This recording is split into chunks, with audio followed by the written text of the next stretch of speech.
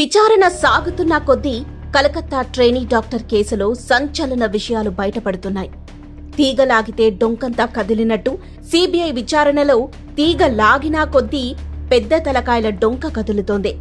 CBI అదుపులో ఉన్న సందీప్ ఘోష్ బయటపెట్టిన నిజాలు ఈ కేసును పూర్తిగా మలుపు తిప్పేశాయి.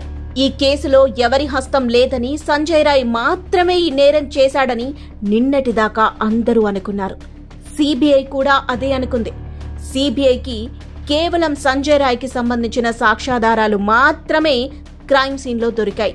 కానీ విచారణ సాగుతున్న కొద్దీ ఒక్కొక్కరుగా నిందితులు బయటికి వస్తూనే ఉన్నారు.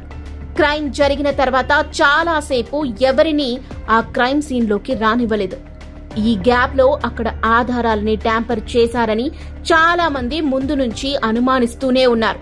అసలే సందీప్ ఘోష్ చాలా తెలివైనవాడు, పైగా డాక్టర్, పైగా ఆ కాలేజ్కి హెడ్. తనకన్నీ తెలుసు. ఎక్కడ సాక్ష్యాధారాలుంటాయి, ఎక్కడ ఫింగర్ ప్రింట్స్ ఉంటాయి, వాటిని ఎలా చెరిపేయాలి, అవి బయటికి రాకుండా ఎలా చూసుకోవాలి అని. అయితే ఈ విషయంలో పోలీసులు గతంలో క్లారిటీ ఇచ్చారు. క్రైమ్ సీన్ లోకి మొదట ఎంటర్ అయింది పోలీసులేనని, అక్కడ ఉన్న వాళ్లంతా డిపార్ట్మెంట్ కి చెందిన వ్యక్తులేనని, కాబట్టి ఆధారాలు ట్యాంపర్ చేసేందుకు ఎలాంటి అవకాశం లేదని చెప్పారు. కానీ కొన్ని కీలక ఆధారాలను పోలీసులే ట్యాంపర్ చేశారని ఇప్పుడు సీబీఐ చేసిన ఆరోపణ దేశవ్యాప్తంగా మరోసారి ఈ విషయం హాట్ టాపిక్ గా మారేలా చేసింది. సీబీఐ అదుపులో ఉన్న ఆర్జీకర్ మెడికల్ కాలేజ్ మాజీ ప్రిన్సిపల్ సందీప్ ఘోష్ ఈ విషయాన్ని విచారణలో చెప్పాడని సీబీఐ చెప్తోంది. దానికి సంబంధించిన కన్ఫెషన్ స్టేట్మెంట్ ని కూడా కోర్టుకు అందించగా, దీంతో సీబీఐ వాదనను పూర్తిగా సమర్థించింది కోర్టు.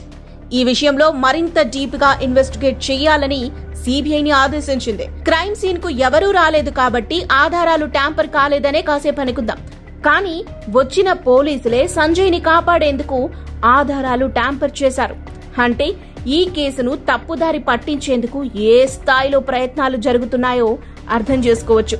ఈ విషయం బయటకి రావటంతో సీబీఐ ఇప్పుడు మరిన్ని ఆధారాలు సేకరించే పనిలో పడింది. పోలీసుల్లో ఎవరెవరు సంజయ్ రాయ్ కి సాయం చేసేందుకు ప్రయత్నించారో లిస్ట్ రెడీ చేసి వాళ్లను కూడా అరెస్ట్ చేసేందుకు సన్నాహాలు చేస్తోంది.